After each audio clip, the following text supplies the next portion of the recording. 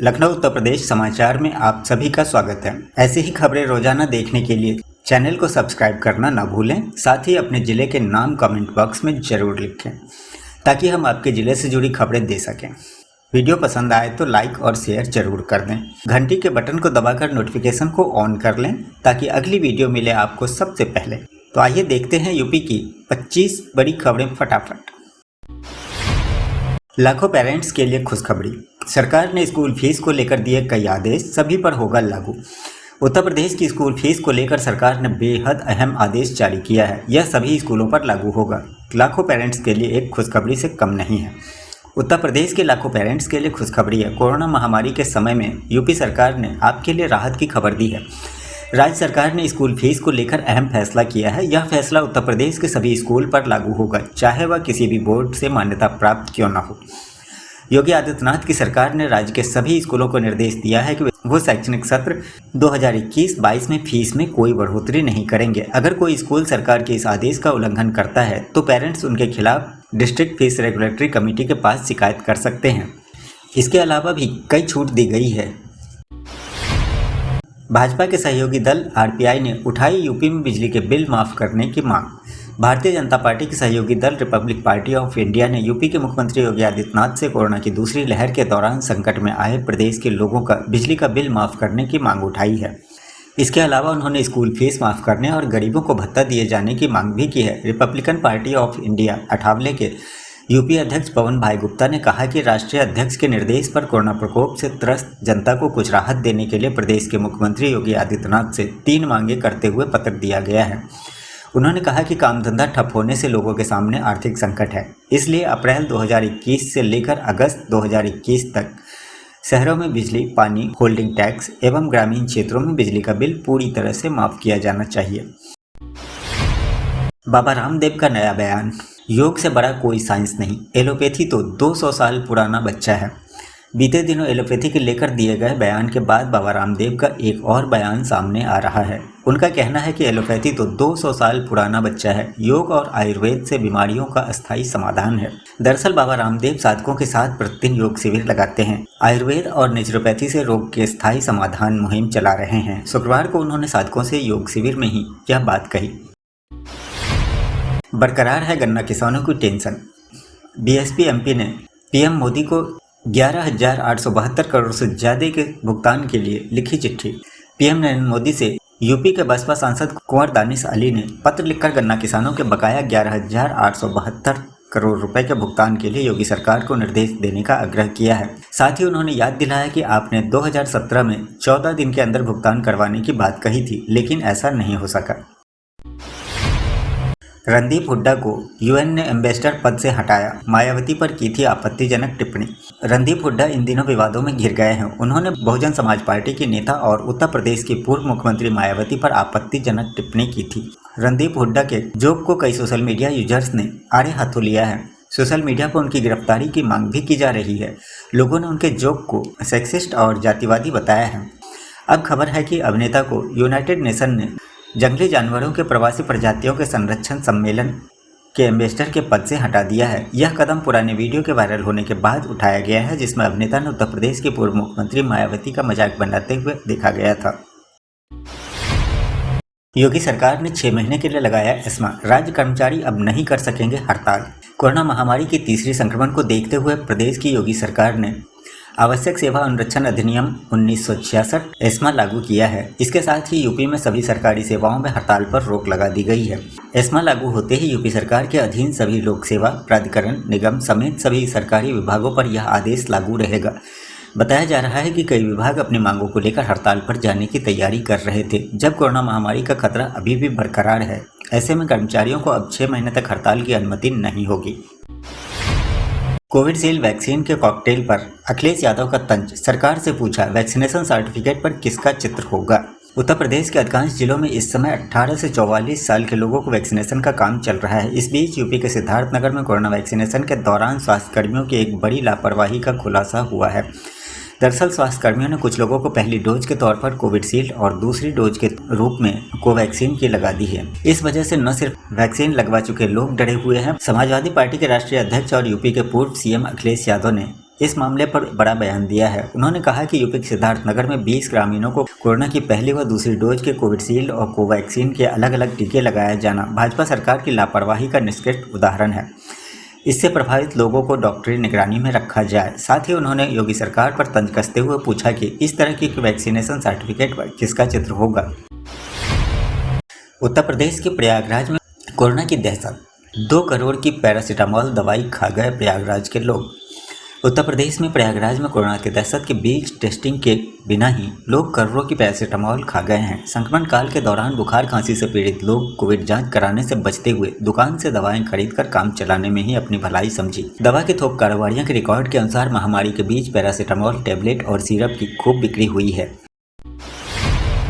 Corona की तीसरी लहर के खिलाफ एक्शन में योगी सरकार, दिए बच्चों के बेहतर इलाज के निर्देश।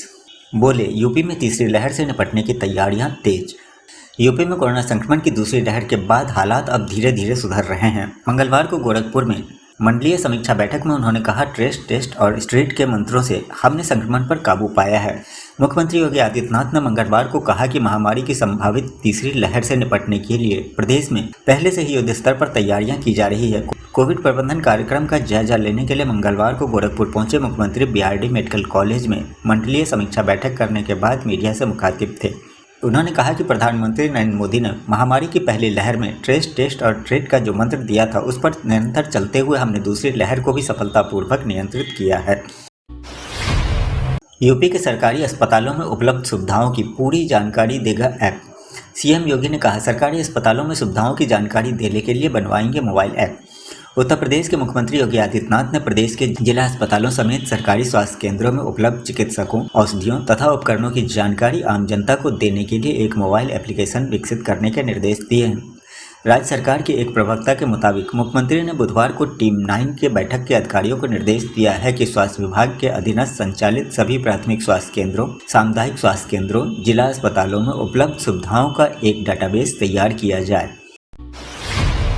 अब गांव पहुंचेंगे शहर के गली मोहल्लों में चलने वाले डाकघर। घर के पास ही मिलेगी बैंक की सुविधा। शहर की गली मोहल्लों में चलने वाले डाकघरों को गांव में शिफ्ट किया जा रहा है। इससे ग्रामीण क्षेत्रों में लोगों को अपने गांव में ही डाकघर के साथ बैंक की सुविधा भी मिल जाएगी। मुरादाबाद व रामपुर जिले में 3 शहरी क्षेत्रों के डाकघरों को गांव में भेजने की तैयारी भी कर ली गई है। चक्रवाती तूफान यास का असर, 60 किलोमीटर की रफ्तार से चलेंगी हवाएं, 1 जून तक जारी रहेगी बारिश। चक्रवाती तूफान यास का असर प्रदेश के सभी जिलों पर अगले 24 घंटे तक और बना रहेगा। मौसम विभाग के ताजा अनुमान के मुताबिक बलिया, गाजीपुर, मऊ, देवरिया, कुशीनगर, महाराजगंज, गोरखपुर, गोंडा, बस्ती, सिद्धार्थनगर, बलरामपुर, बहराइच, श्रावस्ती, बाराबंकी, सीतापुर, लखनऊ, अयोध्या, पीलीभीत, लखीमपुर खीरी, हरदोई और शाहजहांपुर में बारिश का सिलसिला जारी रहेगा। इन सभी जिलों में 60 किलोमीटर प्रति घंटे की रफ्तार से हवा के चलने और बिजली गिरने की आशंका भी जाहिर की गई है। प्यार में 7 समुंदर पार करके भारत आई लड़की, बेरोजगार प्रेमी से भर गया दिल, लौटी अपने देश। 7 समुंदर पार में तेरे पीछे पीछे आ गई, इस फिल्मी गाने की तर्ज पर ही अपने प्यार को पाने के लिए एक विदेशी लड़की भारत आ गई थी। फेसबुक से हुई दोस्ती इश्क में बदली और लड़की 4622 किलोमीटर दूर से अपने प्रेमी के पास चलती चली आई। मगर लॉकडाउन के दौरान जब लड़के पर आर्थिक मार पड़ी तो विदेशी लड़की के प्यार का बुखार उतर गया। वह घर वापसी के लिए अपने परिजनों से मदद मांगने लगी। दरअसल मामला हरदोई जनपद के मझला थाना क्षेत्र का है। प्रशासन ने युवती को दूतावास के अधिकारियों के साथ रवाना कर दिया है। श्रमिकों व पटरी दुकानदारों को यूपी सरकार देगी 1000 रुपये भत्ता। कोरोना संक्रमण से उत्पन्न परिस्थितियों में राज्य सरकार पंजीकृत श्रमिकों, अन्य श्रमिकों, सभी पटरी, रेहड़ी दुकानदारों, रिक्शा व ई रिक्शा चालकों, नाविकों, कुली, पल्लेदारों, नाई, धोबी, मोची, हलवाई आदि जैसे रोज काम करके खाने वालों को 1000 रुपये की धनराशि प्रति परिवार भरण पोषण भत्ता के रूप में फिलहाल 1 माह के लिए देगी। यह धनराशि डायरेक्ट बेनिफिट ट्रांसफर के माध्यम से सीधे लाभार्थियों के बैंक खाते में भेजी जाएगी। गरीबों को मुफ्त राशन दे रही है योगी सरकार। कोविड संकट से जूझ रहे गरीबों को उत्तर प्रदेश सरकार अगस्त तक मुफ्त अनाज के साथ ही भत्ता भी देगी। भत्ते की राशि अगले माह गरीबों को मिल जाएगी। मंगलवार को मिर्जापुर पहुंचे सीएम योगी आदित्यनाथ ने पत्रकारों से बातचीत में ये बात कही। इससे पहले सीएम ने मंडलीय अस्पताल में ऑक्सीजन प्लांट का उद्घाटन किया। मिर्जापुर के जनप्रतिनिधियों और अफसरों के साथ समीक्षा बैठक करने के बाद आयोजित प्रेस वार्ता में मुख्यमंत्री ने कहा कि जून तक प्रधानमंत्री गरीब कल्याण योजना के तहत गरीबों को मुफ्त राशन दिया जा रहा है। इसके बाद जुलाई और अगस्त माह में प्रदेश सरकार की ओर से गरीबों को मुफ्त राशन और भत्ता दिया जाएगा। इसके तहत रेहड़ी पटरी वाले, नाई, मोची, लोहार समेत अन्य गरीबों को लाभ मिलेगा। देवरिया में लगेंगे 4 ऑक्सीजन प्लांट, खुलेगा 20 बेड का पिक्कू अस्पताल। प्रदेश के मुख्यमंत्री योगी आदित्यनाथ ने कहा कि प्रदेश के हर जिले में ऑक्सीजन के मामले में आत्मनिर्भर बनाया जा रहा है। देवरिया में 4 नए ऑक्सीजन प्लांट लगाए जाने की प्रक्रिया चल रही है। प्रदेश में 300 से अधिक ऑक्सीजन संयंत्र लगाए जाने की तैयारियां पूर्ण कर ली गई है। तीसरी लहर को देखते हुए देवरिया एवं लार में 20-20 बेड के पिक्कू वार्ड बनाए जाएंगे। उन्होंने सांसद विधायकों से अपने इलाके के एक CHC PHC को गोद देकर उसे मॉडल बनाने की अपील की है। कोरोना से जंग के लिए मुख्यमंत्री योगी ने दिए निर्देश, अभियान चलाकर प्रदेश में स्वास्थ्य सेवाएं बेहतर करें।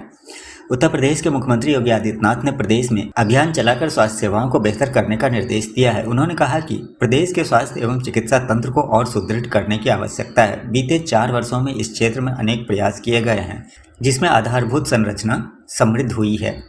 निर्माणाधीन CHC PHC का कार्य समय से पूरा किया जाए। इसके लिए एक नोडल अधिकारी नियुक्त कर निर्माण कार्य की सतत मॉनिटरिंग कराई जाए। अखिलेश यादव ने उठाई एग्जाम से पहले वैक्सीनेशन की मांग, मिले ऐसे रिएक्शन। दिल्ली के उप मुख्यमंत्री मनीष सिसोदिया के विचारों से सहमति जताते हुए अब यूपी के पूर्व मुख्यमंत्री समाजवादी पार्टी प्रमुख अखिलेश यादव ने भी छात्रों की परीक्षा से पहले वैक्सीनेशन की मांग की है। उन्होंने ट्विटर पर लिखा, पहले टीका फिर परीक्षा। उनके इस ट्वीट पर लोगों ने उनके पुराने बयानों की रिप्लाई करते हुए उन्हें आड़े हाथों लिया है। गांव में फैल रहे कोरोना संक्रमण पर सरकार के दावों पर मायावती भड़की, कहा घोषणाएं चुनावी वादों की तरह। बसपा प्रमुख मायावती ने देश में बढ़ते कोरोना संक्रमण को लेकर चिंता जताई है। उन्होंने सभी राजनीतिक दलों को केंद्र के साथ मिलकर कोरोना के खिलाफ लड़ाई लड़ने का आह्वान किया है। मायावती ने सोमवार को कहा कि ऐसे समय में सभी दलों को राजनीति से ऊपर उठकर केंद्र सरकार के साथ मिलकर काम करना चाहिए। उन्होंने ट्वीट किया कि सभी दलों को कोरोना पीड़ित कमजोर वर्ग के लोगों को केंद्र सरकार से मुफ्त उपचार करने की मांग करनी चाहिए, साथ ही उन्हें टीका भी मुफ्त मिलना चाहिए। उन्होंने कहा कि यदि केंद्र सरकार ऐसा नहीं करती तो राज्य को चाहिए कि वह स्वयं इसका खर्च वहन करे। आधार पर UIDAI ने दी जानकारी, आपके लिए फायदेमंद। अगर किसी कारण से आपका आधार कार्ड खो गया है तब आप क्या करेंगे? अब इसका आसान समाधान आपके पास मौजूद है। आधार का यह समाधान, अब आप आधार के लिए आवेदन करते हैं तो आधार प्रक्रिया पूरे होने से 15 दिन का समय लग जाता है। सफलतापूर्वक वेरिफिकेशन होने के बाद आपका आवेदन UIDAI से स्वीकृत हो जाता है और इसका अपडेट आपके मोबाइल पर आ जाता है। इसके बाद आप आसानी से अपना आधार कार्ड ऑनलाइन डाउनलोड कर इसका प्रिंट लेकर किसी भी काम के लिए इस्तेमाल कर सकते हैं। पोस्ट ऑफिस दे रहा पैसे डबल करने का मौका, आज ही करें 1000 रुपये का निवेश और लाखों का फायदा। इन्वेस्टमेंट करना एक अच्छी आदत है, क्योंकि बुरे वक्त में हमेशा हमारी जमा पूंजी ही हमारे काम आती है। पोस्ट ऑफिस की किसान विकास पत्र KVP योजना। किसान विकास पत्र भारत सरकार की एक वन टाइम इन्वेस्टमेंट स्कीम है, जहां एक तय अवधि में आपका पैसा दोगुना हो जाता है। किसान विकास पत्र देश के सभी डाकघरों और बड़े बैंकों में मौजूद है। इसका मैच्योरिटी पीरियड अभी 124 महीने है। इसमें न्यूनतम निवेश 1000 रुपये का होता है। अधिकतम निवेश की कोई सीमा नहीं है। ये प्लान खास किसानों के लिए बनाया गया है ताकि वो लंबे समय के लिए अपने पैसे बचा सकें। SBI के इन खाताधारकों को आसानी से नहीं मिलेगा ATM कार्ड। ऐसे चेक करें कहीं आपका नाम भी तो नहीं। एक बार डेबिट कार्ड एक्सपायर हो जाने के बाद बैंक की ओर से नया डेबिट कार्ड बनाया जाता है और बैंक खुद ही डेबिट कार्ड एक्सपायर होने से पहले नया कार्ड ग्राहक के घर भेज देता है। स्टेट बैंक ऑफ इंडिया यानी कि SBI अपने ग्राहकों को पैसे के लेन देन के साथ कई सुविधाएं भी देता है। सभी खाताधारकों को डेबिट कार्ड भी दिया जाता है। अगर आपका अकाउंट इन शर्तों पर फिट बैठता है तो आपके घर पर आपका कार्ड भेज दिया जाएगा। अगर कोई ग्राहक ऊपर दी गई शर्तों को पूरा नहीं करता तो उन्हें दिक्कत हो सकती है। एयर इंडिया ने दी यात्रियों को राहत, 30 जून तक फ्री में बदल सकेंगे यात्रा की तारीख। कोरोना वायरस महामारी के बीच सरकारी विमान कंपनी एयर इंडिया ने अपने यात्रियों को बड़ी राहत दी है। एयर इंडिया के यात्री अब बिना किसी अतिरिक्त शुल्क के यात्रा की तारीख, उड़ान संख्या और सेक्टर में बदलाव कर सकते हैं। यह ऑफर ग्राहकों के लिए 30 जून 2021 तक उपलब्ध है। इसकी जानकारी एयर इंडिया ने ट्वीट कर दी है। ट्विटर पर कंपनी ने लिखा कि देश में मौजूदा महामारी की स्थिति के मद्देनज़र कंपनी इस ऑफर की तारीख को बढ़ा दिया है। यात्रियों की सुविधा को ध्यान में रखते हुए एयर इंडिया अपने घरेलू नेटवर्क में यात्रा की तिथि, उड़ान संख्या, सेक्टर में फ्री बदलाव करने की सुविधा को 30 जून 2021 तक बढ़ाया है। पेट्रोल डीजल से ज़्यादा तेजी से महंगा हुआ सरसों का तेल। एक साल में तेल की कीमत 90 रुपये से बढ़कर हुई 214 रुपये। आम आदमी की मुश्किलें कम होने का नाम नहीं ले रही। पेट्रोल डीजल की कीमतों के साथ खाने के तेल की कीमतें भी आसमान छू रही है। इन दिनों सोशल मीडिया पर एक मीम भी काफ़ी ट्रेंडिंग में है कि लोग महंगे पेट्रोल डीजल पर लड़ते रहे और बाजी मार ले गया सरसों का तेल। सरकारी आंकड़ों के मुताबिक पिछले साल 26 मई को 1 लीटर सरसों के तेल की कीमत 90 रुपये था। आज यह 200 रुपये के पार पहुंच गया है। बाजार में 1 लीटर सरसों के तेल की बॉटल रिटेल कीमत 214 रुपये है। सनी लियोनी के पड़ोसी बने अमिताभ बच्चन। 28 मंजिला इमारत में खरीदी 31 करोड़ का घर। सिने जगत से सितारों के अक्सर नए घर या प्रॉपर्टी खरीदने की खबरें सामने आती रहती है। कुछ दिनों पहले ही बॉलीवुड अभिनेत्री सनी लियोनी ने भी घर खरीदने की खबर आई थी। वहीं अब बिग बी भी उनके पड़ोसी बन गए हैं। सदी के महानायक अमिताभ बच्चन ने मुंबई में 31 करोड़ रुपए का एक डुप्लेक्स घर खरीदा है। दस्तावेजों के मुताबिक 5184 फुट के इस घर के बिग बी मालिक बन गए हैं। अमिताभ बच्चन ने ये डुप्लेक्स क्रिस्टल ग्रुप के अटलांटिक प्रोजेक्ट में खरीदा है। बता दें कि क्रिस्टल ग्रुप टियर 2 लेवल का बिल्डर है।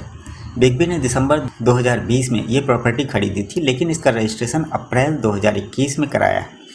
बिग बी ने इस पर 62 लाख रुपए का स्टैंप शुल्क भी दिया है। बता दें कि महाराष्ट्र सरकार ने कोरोना वायरस संक्रमण के कारण स्टैंप शुल्क में छूट दी थी और इसका फायदा अमिताभ बच्चन को मिला है। बात करें बिग बी के नए आशियाने की, तो उन्हें 1-2 नहीं बल्कि 6 कार पार्किंग भी मिली है। 28 मंजिला इस इमारत में डुप्लेक्स फ्लैट 27वीं मंजिल पर है। तो ये था लखनऊ सहित उत्तर प्रदेश के सभी जिलों की खबरें फटाफट। अगली वीडियो के लिए चैनल को सब्सक्राइब कर लें, साथ ही अपने ज़िले का नाम कमेंट बॉक्स में ज़रूर लिखें। मिलते हैं अगली वीडियो में, तब तक के लिए जय हिंद, जय भारत।